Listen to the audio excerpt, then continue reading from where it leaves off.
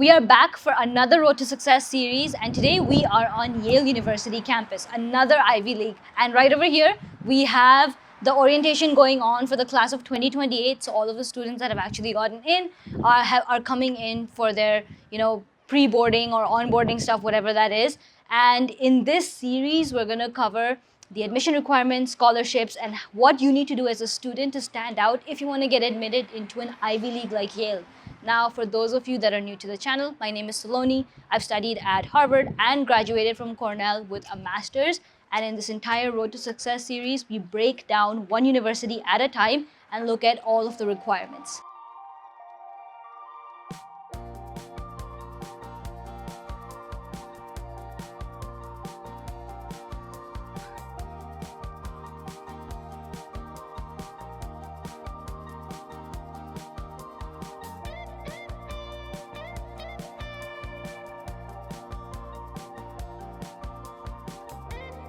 So Yale is the third oldest university in the US, and it has some pretty interesting and unique ties with India.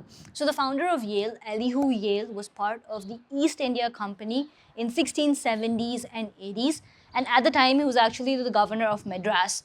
Now, with this position, he got like a lot of money, gifts from India, and allegedly was also involved with like slave trade. Of course, none of this has been proven, and all of this was then used to found this college known as Yale College, and now it has become the famous Ivy League, Yale University. So let's talk about the undergrad admission stats first. In the most recent admission intake, about 57,000 students applied to Yale's undergraduate programs. Now, this is the highest number of applications that Yale has ever received for more than 2,000 of the courses that they provide, and that is a huge spectrum.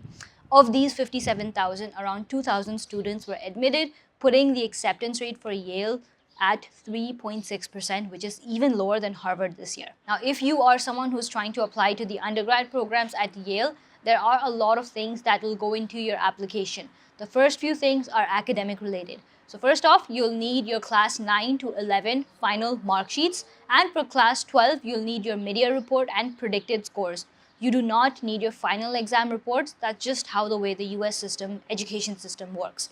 Next, all of this time, for the last 4 years, Yale was actually test optional, but starting from fall 2025 onwards, they are test flexible, which means that you have the option to submit 1 out of 4 different tests: SAT, ACT, AP exams, or IB.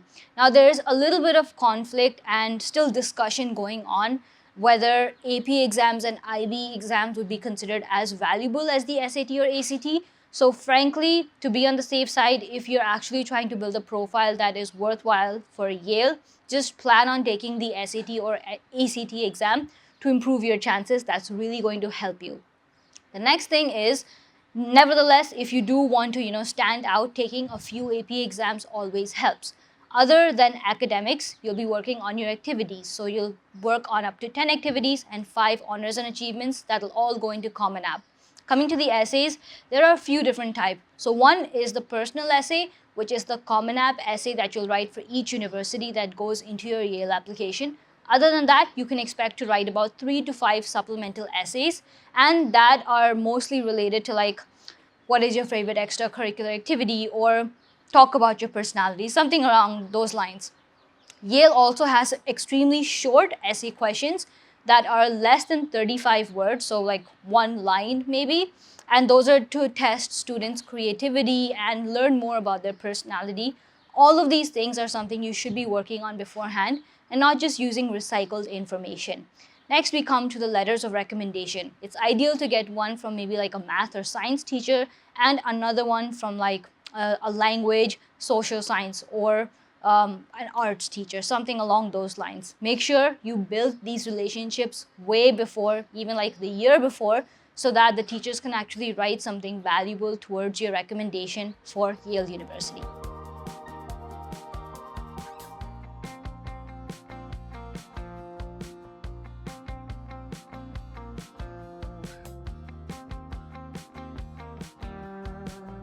So with Yale University, the gorgeous campus that it has to offer and all of the research and activity opportunities, it's definitely not cheap to study here. It costs about $65,000 to actually study at Yale.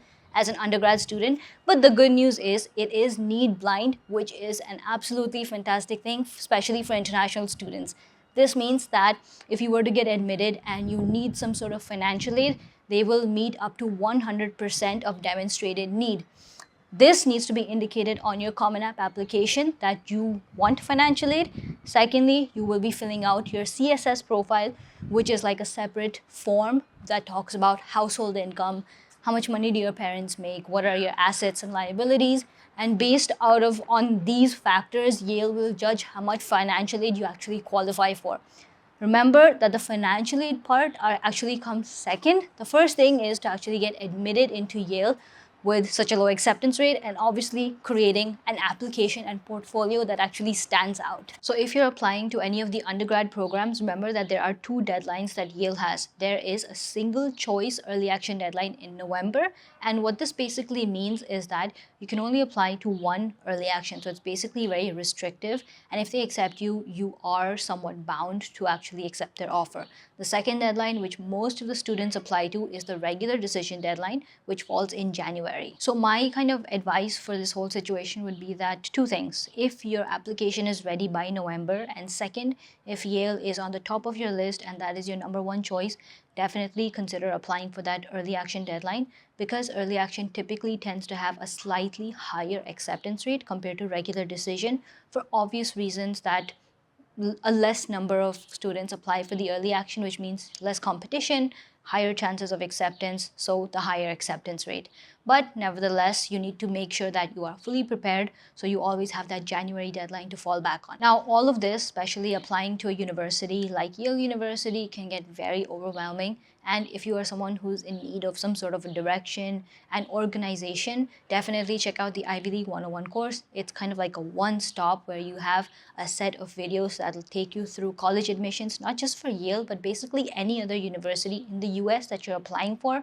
It has step-by-step tutorials on how to fill out the Common App form, shortlist colleges, how to go about financial aid, the CSS profile, and it even has templates to help you with essay writing, college shortlisting, and even shortlisting decisions when the time comes. So all of this is just in one place that can really help you, because remember, you just have one chance and one shot to do this right. So you cannot afford to make any mistakes, especially for a university so great such as this one. Like, I absolutely love the campus, and if I had a chance, like, I would do everything that I could to make sure that I'm putting my best foot forward. And considering that they're need blind, that all the more makes sense to have such a university in your college list. So coming to graduate admissions, now Yale has about 350 master's students that study here and over 3,000 PhD students. So definitely the PhD side is slightly heavier. And the whole point of all this is there are a ton of international students that are actually studying at Yale. Standardized testing is mostly required, but the type of standardized testing and what like the range to be for a good score is would depend department to department. But in my experience, if you're giving the GRE, if you have something over 320, that's a pretty good score to have in a competitive university application such as Yale. Other than that, you also need to write a research statement of purpose, which will be a little bit more technical, talking about what your academic interests are. Now, different programs have deadlines that can be anywhere between like December or January, so make sure you check out the website for department and major specific deadlines. That wraps up our video for Yale. I hope that you guys found some interesting and motivating information for admissions for both undergrad as well as grad students. Now, honestly, this is one of the most beautiful campuses that I've been to. So I want to know from you guys, what is the most like gorgeous college campus according to you? It can be in the US or in any other country. If you haven't visited too many, maybe whatever you've seen through YouTube videos, put that in the comments below. For me personally, I visited, I think 4 or 5 Ivy Leagues up until this point, and this is by far the most gorgeous campus, like on the inside, outside, their brick walls. It's even better than Harvard and Cornell. I feel bad like betraying my alumni college, but it's the truth. So put yours in the comments below.